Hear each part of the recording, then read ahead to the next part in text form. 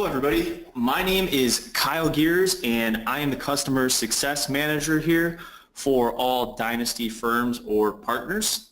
And I've had a chance to work with many of you, and for those who I haven't had a chance to work with, I look forward to doing so in the very near future. Now, having worked with a large amount of Dynasty firms already, I wanted to share a workflow that incorporates multiple areas of the tool, a lot of which Dynasty users are currently taking advantage of. And we're actually going to take a look at a workflow today. And we're going to walk through idea generation, analysis, and investment monitoring. So to kind of get things kicked off here, I'm going to go ahead and jump into Y charts. And please do hold on to your questions until the end of the presentation. We'll actually have a live Q&A for you at the end. So as I jump into the platform here, we're talking about idea generation, and maybe we want to look for a replacement for current holding, or look for something new, a different area of exposure. And a great way to do that is by leveraging our screeners. Our fund screener and equity screener are extremely easy to use and really a great way to get down to the results that you're looking for. In this example, I'm going to use our fund screener, and we're going to find that under our tools dropdown at the top of the page in the black toolbar. So once we're in the fund screener, the first step is usually modifying your fund universe. And very kind of simple and easy layout. The Modify Fund Universe button is going to be in the upper left-hand corner here. So you have multiple ways to kind of narrow down this universe and find what you're looking for. Anywhere from fund type to fund style or broad category will work out.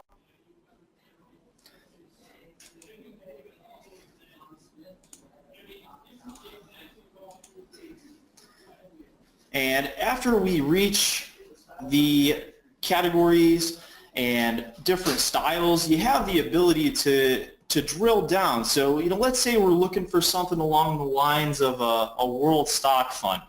We could actually drill down into our category name. We'll select the U.S. funds, as we also offer those Canadian funds. And scroll down, as you can see, the many different categories that we have. And these are going to be Morningstar categories that you should be familiar with. So I'm going to go down and find my world stock. We'll go world large cap stock and click submit. So now we have that universe in place. We can begin filtering down by metrics. So the first step we're going to use is adding a metric filter, and if you don't know exactly what you're looking for, you can always use your browse option here, and it's going to give you the full list of categories and the metrics listed within each category. If you know exactly what you're looking for, you can use our type search, which is very strong in finding that keyword or phrase that you've typed in. So we're going to start with fund flows. Let's say year-to-date fund flows. Based on the share class, you notice we also have the fund flows at that high level. Next, we'll select our drop-down. You have a certain threshold that you can set, but in this case, let's say greater than 0. So we want those positive flows coming in. I select 0, hit enter, and submit. All right, perfect. Moving on, let's say we're looking for a specific expense ratio. We can go ahead and add another metric filter. We know what we're looking for, EXP. As we see, the expense ratio is basically the fourth item on that list. It pulls it in for us. So we select expense ratio. Let's say we're looking for an expense ratio less than 75 basis points. So I enter a 0.75. Hit the enter key to confirm I'm done typing, and submit. Perfect. So that gets us down to about 79 funds, and we can continue to sort of filter down here.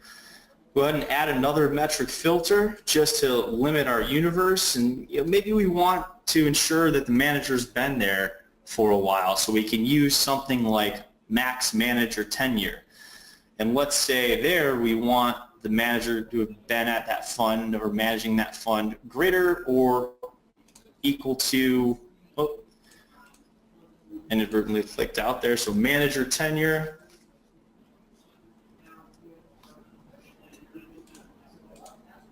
Greater than or equal to 5 years. So we'll enter the 5 there, hit enter, and submit. And we got about 39 funds, which is great, but we still want to get this universe down to a much more manageable list. So we're going to go ahead and add one more metric filter, and maybe a time frame that's important to us is a 3-year return. So if we look at a 3-year total return on an annualized basis, we also have a couple other options on that drop-down. You can actually use percentiles or ranks. Percentile sort of speaks for itself there, and rank will actually give you a hard number based on what you define. So in this case, we're going to go with percentile. You're going to want to use sequential 9 times out of 10 because it's based on your current results rather than bringing the entire universe you selected back into play.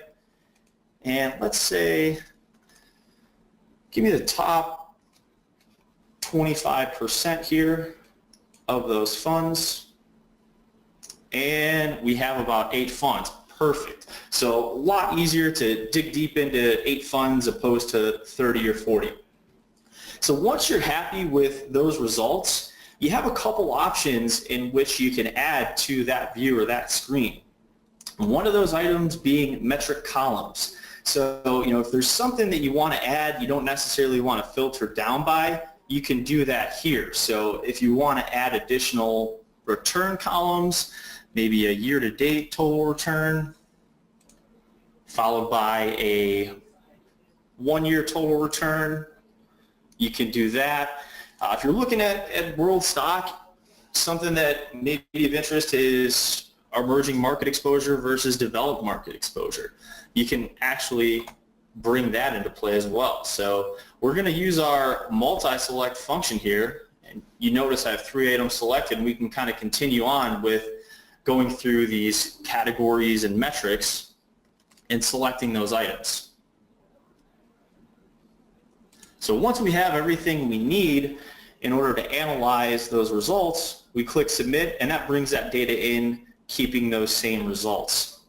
Additionally, you can add info columns, which will bring in some of that qualitative data. So if it's a broader search, or you want to bring in something that's a bit more qualitative, you have the ability to do that as well. So something along the lines of fund info, can bring in share class in order to confirm that, and that's going to just plot that column right there within that set of results. You can drag and drop, sort those columns as well. Full flexibility and customization there. And then the final step within the screening process makes life a little bit easier in terms of analyzing these results. We actually have a function called scoring models, which allows you to define financial metrics and place allocations or weights on those. And for the sake of time, I'm just going to pull up a previously created scoring model by one of my colleagues, which has been shared, to give you an idea. So you have your financial metrics listed out here in which you can add and weight based on their importance. So this is going to take into account those custom scoring models you've created, or the particular model, and add that within those screener results. So I'm going to go ahead and add that custom scoring model, and that's going to allow me to pinpoint what may be the best option there based on the criteria that I've selected. Now keep in mind, this is going to be based on the score that you create, not on what you filtered down by. So now we got a lot of great info in front of us to continue to analyze or make that decision. And once you've completed the screen in full, you can actually save it down. So if you use the drop down and click on Save As,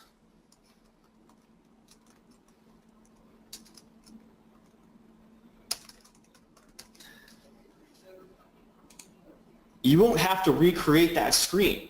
You can reference it, you can go back to it, you can change things. You can even click the drop down and share it with another colleague who can also access it.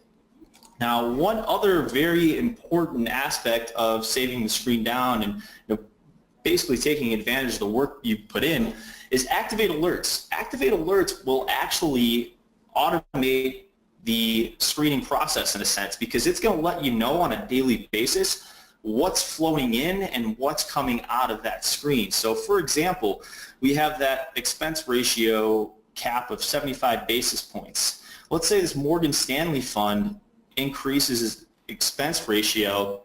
The system updates, maybe they increase it to 76 basis points. That's going to fall out of the screen and it's going to notify us so we can jump in there and possibly even further analyze that.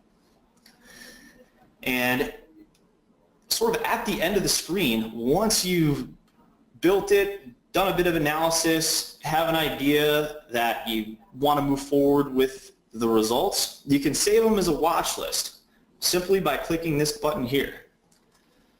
So we're going to save this as large cap world, and a lot is going to be tied to these watch lists. So once you have it saved as a watch list, there's a lot of functionality that you can really take advantage of. So to do that, we're actually going to go back to our dashboard. And I'm going to reach the dashboard simply by clicking the YCharts logo in the upper left-hand corner. So that's going to bring us back to the dashboard. In order to grab the watch list that we just created, we're going to add watch list to dashboard and go to our fund watch list, and that large cap world watch list that we just created is going to populate there for us. So now we can manage these holdings. We can keep an eye on them if we want to possibly add those to the portfolio and research further. So we've just completed that idea generation portion. Now we're moving on to the analysis. We make the analysis very simple. Once you have that watch list, you're ready to work with it, you can simply click the options drop down in the upper right hand corner and use the view in option, and you can bring that into other areas of the platform and other tools to further analyze those. So in this example, we're going to bring those into the fundamental chart. So now we have all of those holdings that we just screened on in the fundamental chart as a list. So what I'm going to do is I'm going to add a benchmark. And I'm going to go ahead and add MSCI Equi here, total return. And I also want to view the total return for that fund. So once again, total return price in our financial metrics. And we're also going to go ahead and normalize that data as well. So easy to tell a lot better story here. And you'll notice I can actually jump through individually each holding.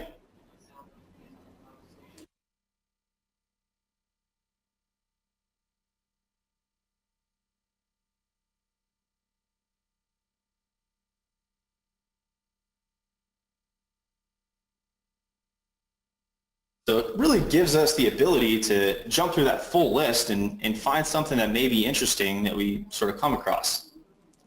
So it looks like this fund here is of interest, significantly outperforming the benchmark. Let's go ahead and take a further look at this Morgan Stanley fund. So I'll go ahead and click here on the fund itself. And that's going to bring me to the quote page. Once you're on the quote page, you're going to have a nice little overview of performance, how it ranks versus its category, basic information on the fund, asset allocation breakdown, exposure breakdown, and so on. So we were just kind of talking about idea generation, and one important point when it does come to idea generation is the fact that we also provide comparables, which can be great idea generators on their own. And we'll run an algorithm to determine these comparables based on a few different areas. We take a look at the category. Are the funds within the same category? Do they have the same benchmark? Do they have a similar AUM, and so on. So you're going to get similar funds here. And if you don't like any of the comps or you want to change them around, we actually give you the ability to do that. The top 3 are going to be the most important because those are going to be displayed in other areas of the platform. But if I wanted to change one out, I could simply click the X here and add a ticker that I may use as a comp on a regular basis. And like I said, the top 3 are going to be important because they're going to be displayed in other areas of the tool. So let's go ahead and save that down. Everything's going to refresh or repopulate. And that area that you're able to use those comps in is the performance tab. So it gives you a great idea as to how that individual fund has performed versus its peers, as well as a benchmark. So you get a nice visual here for a quick overview on performance. And just underneath that, you're going to have a nice total return time series, as well as periodic returns and some upside, downside information. Now, for those who like to look at raw data opposed to charts or visuals, great way to compare funds is going to be within our comp tables tool. To reach comp tables, you're going to hover over tools and select comp tables. Now here, once again, we can work with that watch list that we created based on the screen. And in order to pull it, we're going to go to List Browse, select Fund Watch List, and then pull in that large cap world watch list that we've created. So now we have our tickers in there, our funds ready to go. And we can do one of 2 things. We can start plotting out financial metrics on our own, things such as expense ratio, things we want to compare on these funds, and maybe a year-to-date total return, and so on. So you can easily kind of populate these on the fly. Alternatively, we do have metric sets. We'll have some pre-canned metric sets, or you can actually create and save down your own. And once you have all your data plotted out, really neat and helpful tool is going to be this summary stats functionality here. And you can actually take an average, max, median, minimum of that data set below to get a good idea of where those funds sit. So it looks like based on the screen that we performed for these comparable funds, the average expense ratio is about 64 basis points. So, where do these fall relative to that? Same thing with returns. You're looking at year to date, how the return's been, where does this fall? Looks like the Morgan Stanley fund that we were taking a look at is significantly outperformed. And maybe we want to move forward with that fund itself. So in order to add that to maybe a current watch list or kind of keep tabs on, I'm going to go back to our dashboard. And everybody should already have their sort of core holdings or their models or portfolios already published on the dashboard. And in order to add that to one of your core watch lists, it's simply going to be a click on the options drop down and add funds. So I'm going to go ahead and add that Morgan Stanley fund. Maybe we went ahead and picked that up. We're going to go ahead and add that to that core holdings watch list. Now the next step is going to be monitoring funds. And one great way to monitor without doing too much manual work is leveraging your dashboard. So for now, we're going to do away with those large cap world names, and we're just going to focus on our core holdings, let's say. Now, the Watchlist Overview tab is going to give you your price change, percent change, but what really comes in handy is going to be the data tab. You actually have the ability to select 6 different data columns, things that are important to you, important to your strategy, and you can customize those and change those around. So it's really convenient simply clicking into the data tab and not having to go digging for data or information.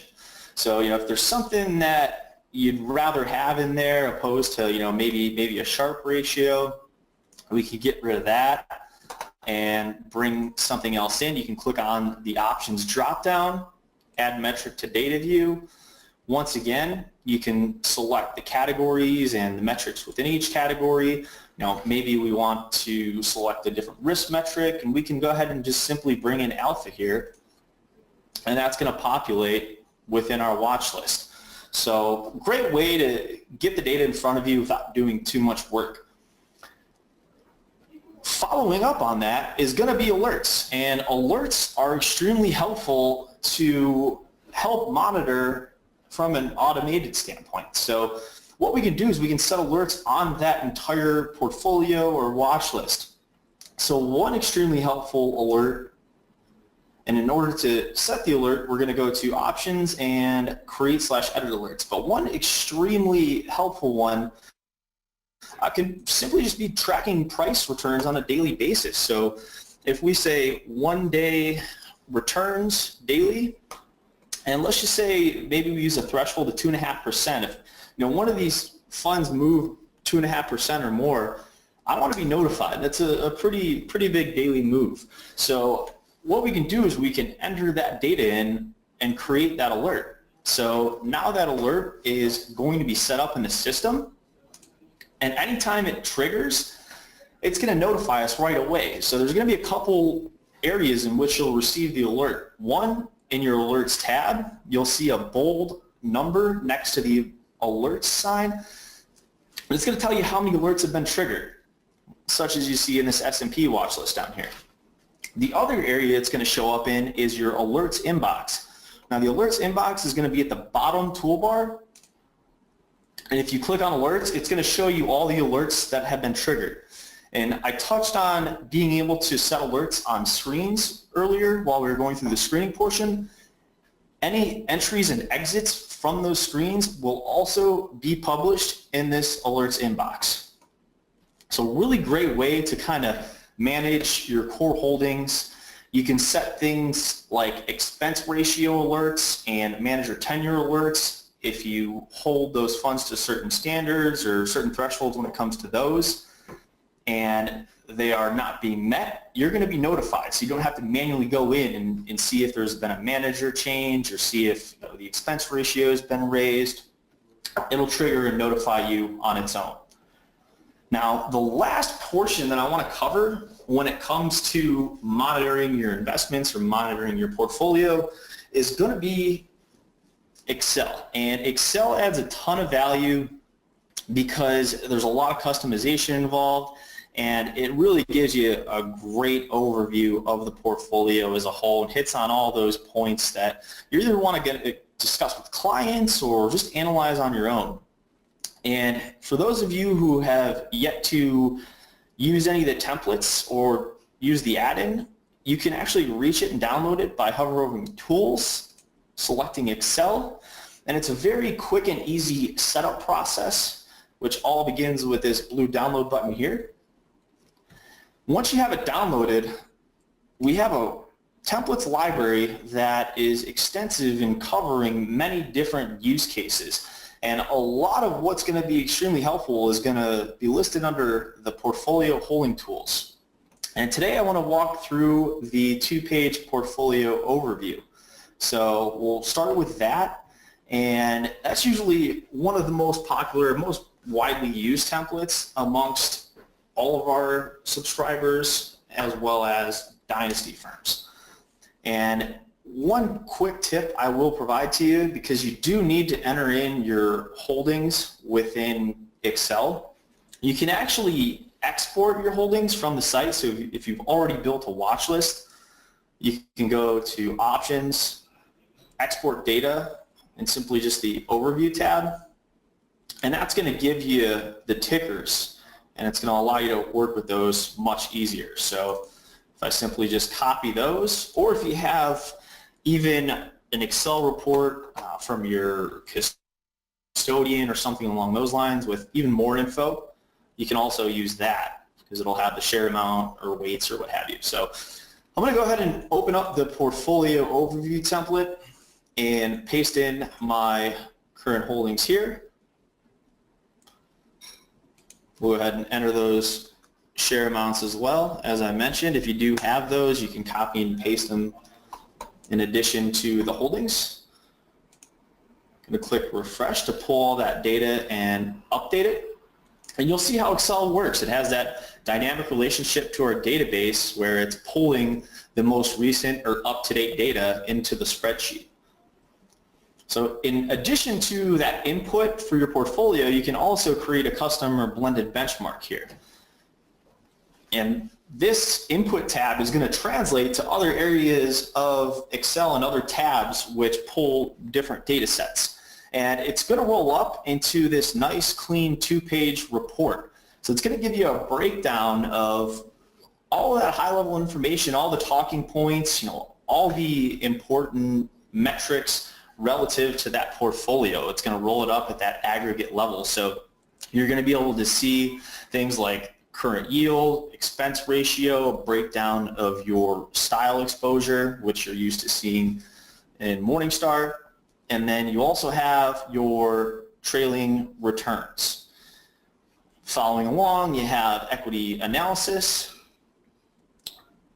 fixed income analysis, and then your exposure breakdowns and top 25 holdings. So from an investment monitoring standpoint, this is great. You basically input your portfolio, make any necessary changes to it, obviously, and then you have the current portfolio going back historically. You have all of your different areas of exposure, and this is ready to go. So you save it down on a local file or your desktop, and you simply open it up anytime you want to run that analysis, and it helps automate the process.